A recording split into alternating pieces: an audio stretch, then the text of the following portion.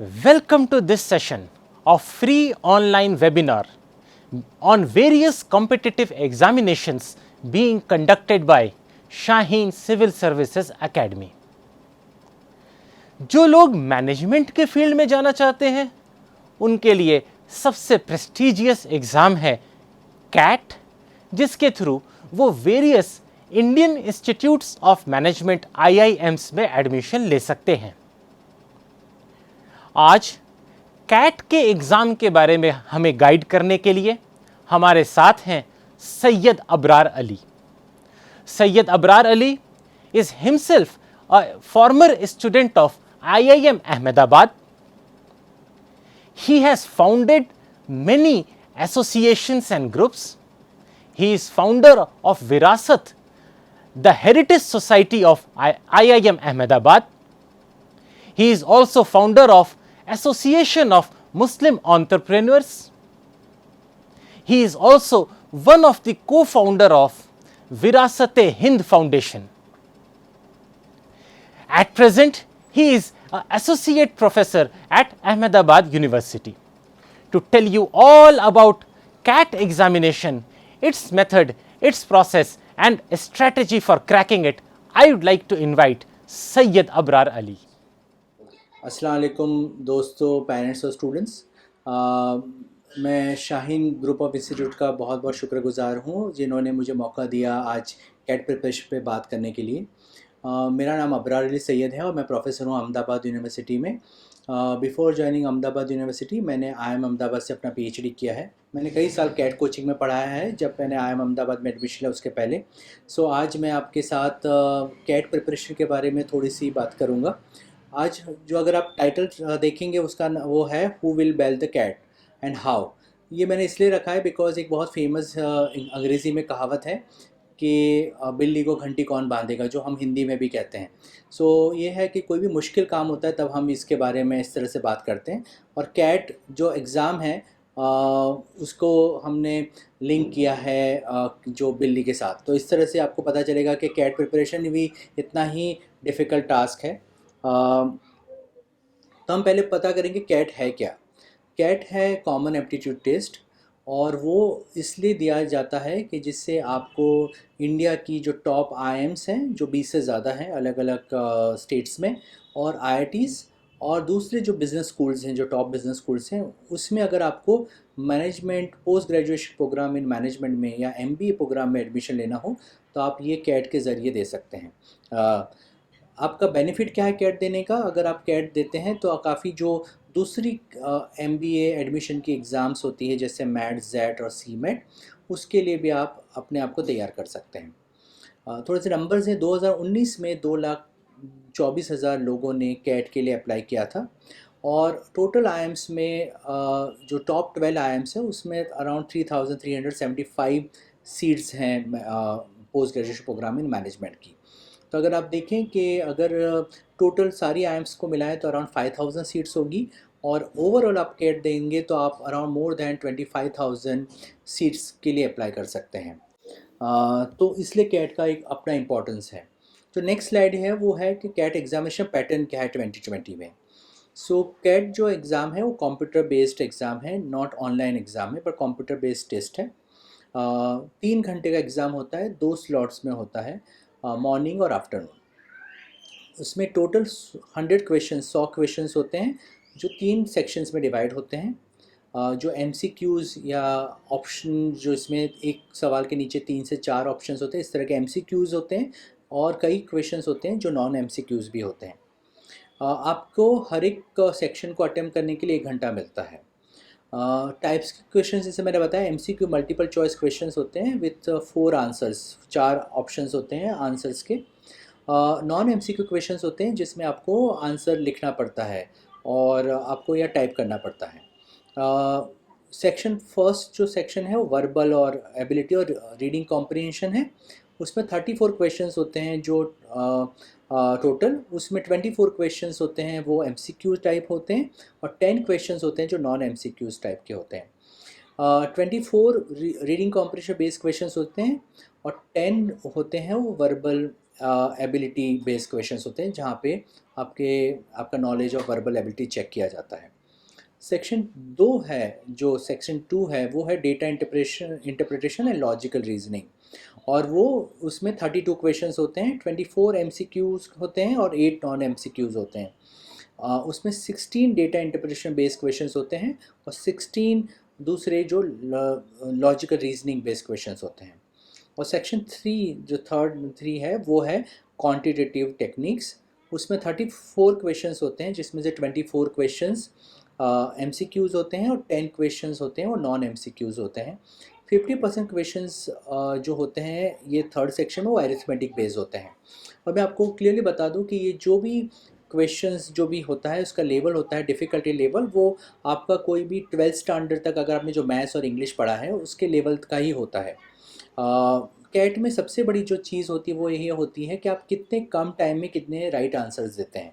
हम उसके बारे में आगे बात करेंगे। नेक्स्ट जो स्लाइड है वो है who will bell the cat, और उसमें अगर आप देखेंगे तो मैंने कौन एग्ज़ाम दे सकता है, कौन कैट के लिए एलिजिबल है। अगर आपका ग्रेजुएशन में मोर देन 60% है, मैं यहाँ पे जो रिक्वायरमेंट है कैट की वो शायद 50% है, लेकिन मैं 60% इसलिए कह रहा हूँ क्योंकि आप अगर प्रिपरेशन कर रहे हैं, अभी आप 12th में हैं या कॉलेज में हैं, अगर आप 60% मेंटेन करते हैं तो आपका कैट के बाद जब एडमिशन प्रोसेस में आपके लिए बहुत आसानी हो जाएगी। बिकॉज काफ़ी जो बिजनेस स्कूल्स हैं जिसमें कट ऑफ अपना उनका ग्रेजुएशन का या 12th का 60% वो रखते हैं। आपका कंसिस्टेंट रिजल्ट होना चाहिए, आपका 10th का, 12th का, आपका 11th का और आपका 12th का कंसिस्टेंट रिजल्ट हो, और आपका ग्रेजुएशन में हर साल का अच्छा सा रिजल्ट कंसिस्टेंट हो, तो वो आपके लिए बहुत फ़ायदा करेगा। आपका जो परफॉर्मेंस एक्स्ट्रा करिकुलर एक्टिविटी में अच्छा होना चाहिए। आप एक आजकल जितनी भी बिजनेस स्कूल्स है जो टॉप आईआईएम्स है वो सिर्फ एकेडमिक परफॉर्मेंस नहीं, लेकिन काफ़ी कुछ एक्स्ट्रा करिकुलर एक्टिविटीज़, काफ़ी कुछ पर्सनालिटीज़ पे भी फोकस रख के एडमिशन दे रही हैं। तो इसलिए आपको ये दिखाना पड़ेगा कि आप दूसरों से कैसे डिफरेंट हैं, क्योंकि अगर आपने कैट क्लियर भी किया, आपका 98.9 या 99 परसेंटाइल से ज़्यादा आया और आईएम में आपका शॉर्ट लिस्टिंग भी निकला इंटरव्यूज़ के लिए, तो भी आप 1000 लोगों के साथ कॉम्पीट करेंगे और 300 से 400 सीट्स के लिए। सो इसलिए इम्पॉर्टेंट है आपको कि आप लोगों से अलग हों इन टर्म्स ऑफ आपकी पर्सनैलिटी, इन टर्म्स आपका नॉलेज, इन टर्म्स आपके हॉबीज़। और जैसे मैंने कहा, कोई आपकी सीरियस हॉबी होनी चाहिए। जैसे क्रिकेट है तो क्रिकेट के बारे में आपको बहुत कुछ पता होना चाहिए। अगर आप म्यूज़िक में इंटरेस्ट रखते हैं तो आपको म्यूज़िक में काफ़ी नॉलेज होना चाहिए, क्योंकि जब भी आपका इंटरव्यू होगा तब आपको ये सारी चीज़ें पूछी जाएगी डिटेल में। सो ब्लफ ना करें, हमेशा कोशिश करें कि जो आप हैं वही दिखाएं अपने इंटरव्यूज़ में। सो इसलिए कैट कौन दे सकता है? जो जो जिसका परफॉर्मेंस अच्छा रहा है, कंसिस्टेंट रहा है, जो पढ़ाई में अच्छा है, जो एक्स्ट्रा करिकुलर एक्टिविटी में अच्छा है, जिन्होंने अपना पर्सनैलिटी थोड़ा सा अलग बनाया है, थोड़ा सा वो डिफरेंट है। और दूसरी बात है कि जिसका ऐसा कुछ भी नहीं है वो भी नई नई तरीके से शुरुआत कर सकते हैं। कभी भी आप शुरुआत कर सकते हैं और आपके फेलियर के बाद हमेशा सक्सेस आता है। फेलियर एक फ़ेज़ है ज़िंदगी का जो आप हमेशा पास करते हैं, तो मायूस होने की ज़रूरत नहीं है। अगर आप ये क्राइटेरिया में मैच भी नहीं होते फिर भी आप कैट की कोशिश करिए और इंशाल्लाह आप कोई अच्छे इंस्टीट्यूट में जाके आप एडमिशन लेके आप अपने आप को और आगे बढ़ा सकते हैं। प्री प्रिपरेशन फेज़ में आपका क्या क्या चीज़ें ध्यान में रखनी है, तो ये जो मैंने आपको यहाँ पे जो पॉइंट्स बताए हैं वो आपके पर्सनालिटी या आपके एटीट्यूड रिलेटेड पॉइंट्स हैं। आप आपको ये देखना है कि आप एम्बिशियस हों, आप डिसिप्लिन हों, आप हार्ड वर्किंग हों, आप कमिटेड हों, आप पैशनेट हों और आप अपने आप को स्ट्रेच कर सकें। मतलब है कि आपको ख्वाब देखना है, आपको बड़े ख्वाब देखने हैं, आपको ज़िंदगी में कुछ करना है, हमेशा उसके लिए जद्दोजहद करने की तैयारी रखनी चाहिए। डिसिप्लिन होना चाहिए आपको हमेशा। जो मुसलमान है जो नमाज़ पढ़ता है 5 वक्त की, उसके अंदर डिसिप्लिन इनबिल्ट होता है, तो वही डिसिप्लिन आपको अपनी पढ़ाई में, अपनी प्रिपरेशन में लगाना है। आपको हार्ड वर्क का, आप कोई भी सक्सेस का शॉर्टकट नहीं है, तो आपको हार्ड वर्क में ज़्यादा से ज़्यादा करना है। आपको एक्सट्रीमली कमिटेड होना है। अगर समझ लीजिए आपने सोचा है कि 2 घंटा 3 घंटा मुझे अपनी प्रिपरेशन में लगाना है, तो इतना ही लगाना है। उसके आसपास आपको कोई भी किसी भी तरह की कोताही नहीं करनी है। आपको एक्सट्रीमली पैशनेट होना है, क्योंकि जब आप अपना इस तरह की प्रिपरेशन करते हैं उसमें कई बार आपके डाउनफॉल भी आ सकते हैं, तो आपको अपने पैशन को मेंटेन करना है और आप अपने आप को स्ट्रेच करने के लिए, मतलब एक लिमिट से बियॉन्ड जाने के लिए भी तैयार रहना पड़ेगा आपको। नेक्स्ट जो स्लाइड है उसमें ये है कि सो प्री प्रिपरेशन फेज़, जिसमें मैंने आपको पहले बताया कि आपका एटीट्यूड और पर्सनैलिटी में क्या क्या चीज़ें का आपको ध्यान देना है। दूसरा ये जो फेज़ है उसमें आपको अपना मैथ्स और इंग्लिश ग्रामर जो हाई स्कूल लेवल का उसको उसको स्ट्रेंथन करना है। क्यों आपको स्ट्रेंथन करना है? बिकॉज़ जब आप कोचिंग क्लास में जाएँगे तो आपको वहाँ पे वो प्रैक्टिस करवाएँगे, आपको टेक्नीक बताएँगे कैसे आप ये सारे जो एमसीक्यूज़ हैं या जिस तरह के कैट के प्रिपरेशन में जो एक टेस्ट में क्वेश्चंस आते हैं उसको कैसे आप क्विकली सॉल्व कर सकते हैं या क्विकली उसको आंसर कर सकते हैं। लेकिन आपको कोई बेसिक मैथ्स और इंग्लिश शायद ही पढ़ा पाए। तो मैंने कई साल कैट कोचिंग में पढ़ाया तो मैंने देखा है कि काफ़ी बच्चे हैं जिनका ये बेस क्लियर नहीं होता है और वो कई जो अच्छे बच्चे जो प्रिपेयर करते हैं उनके से पीछे रह जाते हैं।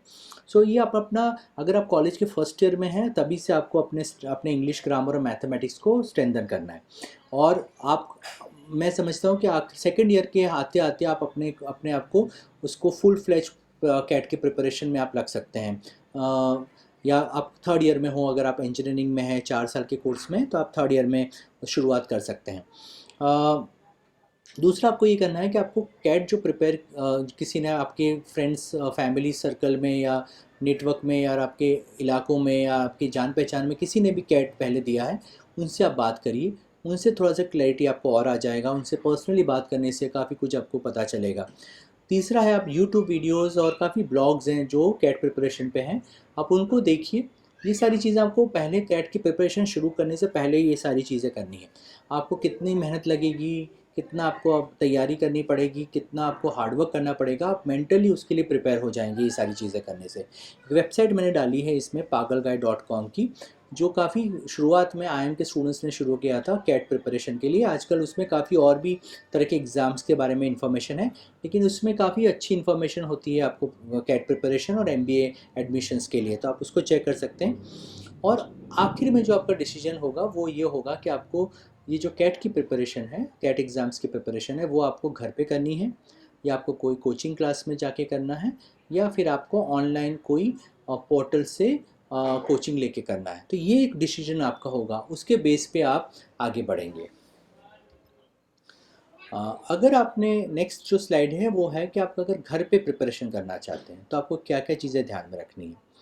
पहले तो आपको कोई कैट प्रिपरेशन का मटेरियल है जो लोकल मार्केट से, आपके बाज़ारों से, जहाँ पे बुक मार्केट होता है वहाँ पे कैट प्रिपरेशन के काफ़ी बुक्स और काफ़ी पुराने क्वेश्चन पेपर्स का के मटेरियल मिल जाता है, तो वो आप लेके आ सकते हैं। कई जो ग्रुप्स हैं, मैंने अब यहाँ पे फेसबुक ग्रुप एक दिया है जो एग्ज़ाम बडी करके ग्रुप है जो कैट प्रिपरेशन का ग्रुप है। तो काफ़ी फेसबुक में ग्रुप्स हैं जहाँ पे कई लोग अपने पुराने मटेरियल को बेचते हैं, तो आप उनसे ख़रीद सकते हैं काफ़ी सस्ते दामों में। और आप इस तरह के फेसबुक ग्रुप्स भी ज्वाइन कर सकते हैं जिसमें आप कई लोगों के साथ मिल के प्रिपरेशन भी कर सकते हैं, जिसको हम कहते हैं एग्ज़ाम बडी। यूट्यूब वीडियोज़ और ऑनलाइन मटेरियल भी बहुत सारा अवेलेबल है, आप उसको भी इस्तेमाल कर सकते हैं। जैसे मैंने कहा कि आप किसी दोस्त के साथ मिल के अगर प्रिपरेशन करते हैं तो आपका मोटिवेशन मेंटेन रहेगा, आप एनर्जाइज रहेंगे, एनर्जेटिक रहेंगे एग्ज़ाम्स के बारे में, और जो आपकी छोटी मोटी इश्यूज़ हैं वो आप अपने दोस्त के साथ शेयर कर सकते हैं। आप मॉक टेस्ट भी कर सकते हैं, ले सकते हैं टॉप कोचिंग क्लासेस का, और या फिर आप फ्री ऑनलाइन जो मॉक टेस्ट है उसको भी ले सकते हैं। सबसे बड़ा जो होम प्रिपरेशन में जो बड़ा सबसे बड़ा पॉइंट है वो सेल्फ डिसिप्लिन है। आपको डेडिकेटेडली 2 से 6 घंटा कैट प्रिपरेशन के लिए निकालना है। आपके प्रिपरेशन का आपका लेवल, आपका नॉलेज कितना है, आपका स्किल्स कैसा है, आपकी कैपेबिलिटीज़ क्या है, उसको ध्यान में रखते हुए। समझ लीजिए अगर आपको लगता है कि आपका बेस कच्चा है मैथमेटिक्स और इंग्लिश का, तो आपको इनिशियल डेज़ में आपको ज़्यादा घंटे देने पड़ेंगे और फिर धीरे-धीरे आप उसमें आगे बढ़ सकते हैं। सो ये डिसीजन आपका है, लेकिन उसमें डिसिप्लिन से आपको काम करना पड़ेगा। अगर आपने सोचा है मैं 4 घंटे हर रोज़ निकालूँगा प्रिपरेशन के लिए, सो शादी होगा, ईद होगा, दिवाली होगा, होली होगा, कोई भी त्योहार होगा, कोई भी फंक्शन होगा, आपको ये 3 घंटा रोज़ आपको निकालना है कैट प्रिपरेशन के लिए। आप अपने छुट्टियों का इस्तेमाल कर सकते हैं, छुट्टियों में ज़्यादा टाइम दे सकते हैं, और जब आप बिज़ी होते हैं, आपके क्लासेस चलते हैं, आपके असाइनमेंट्स होते हैं, तब आप उसमें उस मुताबिक थोड़ा सा कम टाइम भी दे सकते हैं। जब आपका वैकेशन होता है उसमें कोशिश करें आप ज़्यादा से ज़्यादा टाइम लेके प्रिपेयर करें। कोचिंग में आप जाते हैं तो क्या-क्या देख सकते हैं, तो अगर आप स्लाइड अगर देखेंगे इसमें कोचिंग में, यहाँ पे मैंने बैंगलोर के कोचिंग इंस्टीट्यूट्स का रैंकिंग दिखाया है। और हर एक सिटी का हर एक का अपना अपना कोचिंग इंस्टीट्यूट होता है जो बहुत फेमस होता है। जैसे अहमदाबाद में हमारे यहाँ एंडेवर करके है, जैसे इसमें दिखा रहे हैं कि बेंगलोर में टेस्ट क्रैकर करके जो कोचिंग इंस्टीट्यूट है वो बहुत फेमस है, जो नंबर 1 है। कई बार जैसे टाइम है या आईएमएस है, वो नेशनल लेवल उनका कोचिंग इंस्टीट्यूट है जिनकी हर सिटी में हर शहर में ब्रांच रहती है। तो आपको ये भी देखना है कि जब कोचिंग इंस्टीट्यूट को आप सिलेक्ट करें तो ये सिलेक्ट करें कि उसकी जो लोकल ब्रांच है उसमें कैट कन्वर्जेशन रेशियो क्या है या रेट क्या है। मतलब है कि कितने बच्चे वो कोचिंग सेंटर जो आपके लोकल हैं, जैसे आप औरंगाबाद है, मुरादाबाद है, हुबली है, वहाँ पे अगर टाइम का सेंटर है, वहाँ पे से कितने बच्चे आईएम्स में गए हैं। बिकॉज कई बार क्या होता है, जो नेशनल लेवल की ब्रांड्स होती है वो हमेशा अपना ओवरऑल परफॉर्मेंस दिखाती है, लेकिन शायद उनका जो लोकल सेंटर होता है वो इतना इफेक्टिव ना हो, तो इसलिए आपको वो देखना बहुत ज़रूरी है। दूसरा है कि आपको कैट कोचिंग जो सेंटर है वो आपकी जो प्रिपरेशन के सिवा और किस तरह का सपोर्ट कर सकता है और हेल्प कर सकता है। कई जो कोचिंग सेंटर्स हैं वो आपको अलग अलग एमबीए एडमिशन्स के लिए एप्लीकेशन के लिए हेल्प करते हैं। कई बार वो आपको मूक जीडी और पीआई पर्सनल इंटरव्यूज़ के लिए, ग्रुप डिस्कशन के लिए तैयारी करवाते हैं।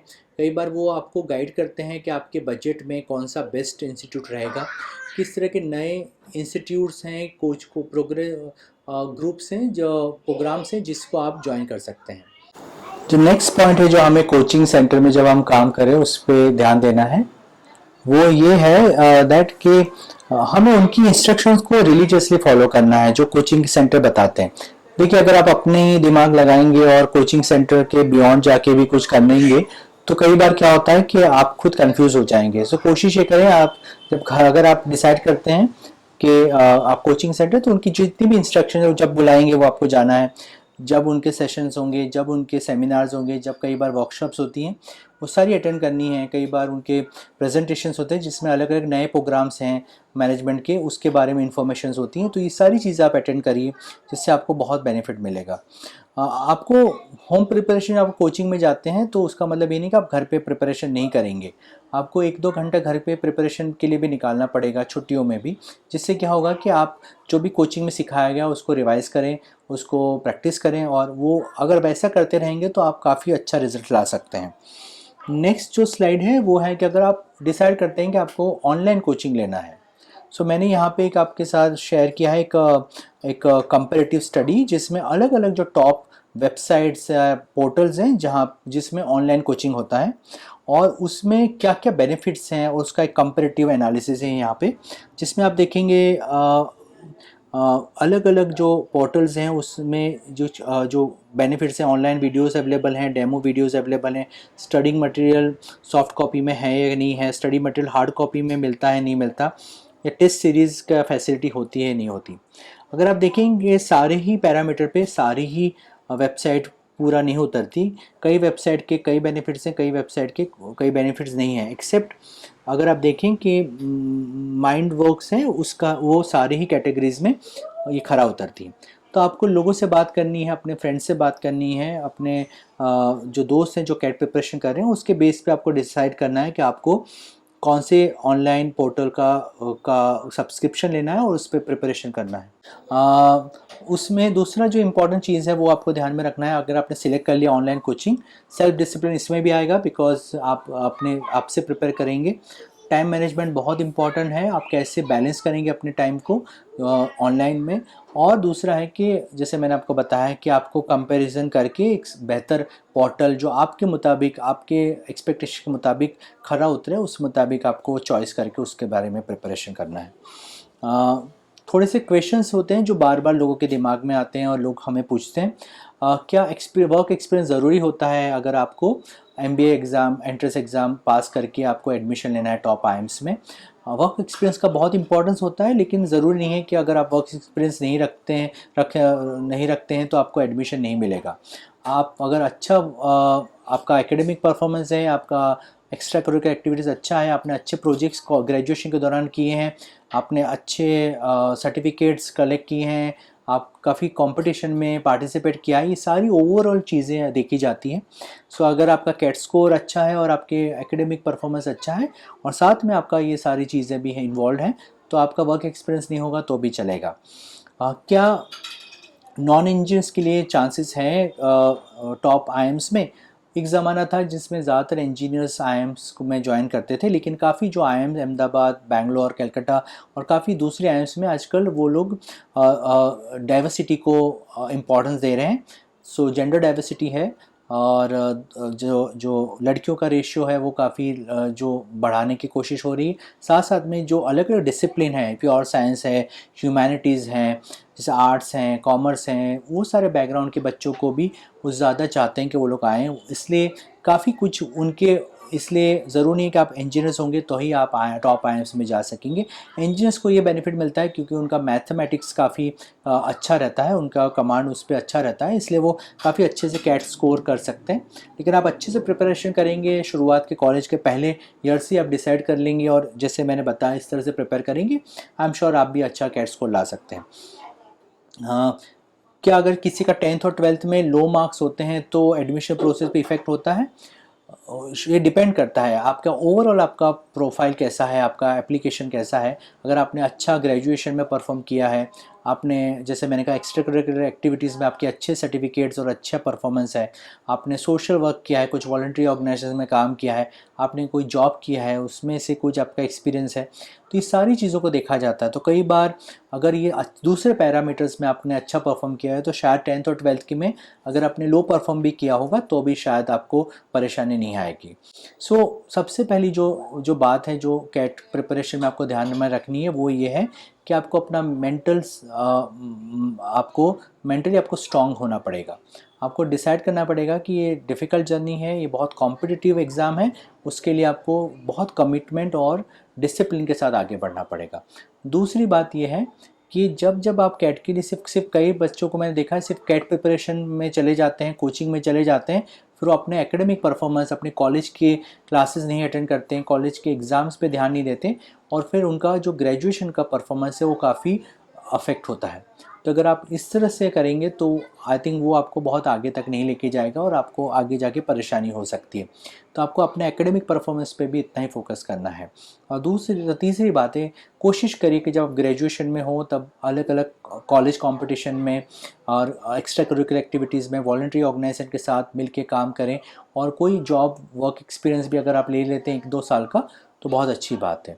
दूसरी चीज़ है जो बहुत इंपॉर्टेंट है जो आज के ज़माने में, कि अगर आप बहुत स्पेसिफिक प्रोग्राम्स हैं मैनेजमेंट के, जैसे पोर्ट मैनेजमेंट हुआ, फार्मास्यूटिकल इंडस्ट्री का फोकस मैनेजमेंट प्रोग्राम हुआ, या रिटेल इंडस्ट्री पे फोकस मैनेजमेंट प्रोग्राम हुआ, या लग्जरी लाइफस्टाइल या टूरिज़्म फोकस मैनेजमेंट प्रोग्राम हुआ, बिग एनालिटिक्स और बिग डेटा और बिजनेस एनालिटिक्स टाइप का मैनेजमेंट का स्पेसिफिक प्रोग्राम हुआ, इस तरह के आप प्रोग्राम्स को भी फोकस कर सकते हैं, ना कि आप जनरल मैनेजमेंट प्रोग्राम में जाएं जो आईएम्स ऑफर करता है।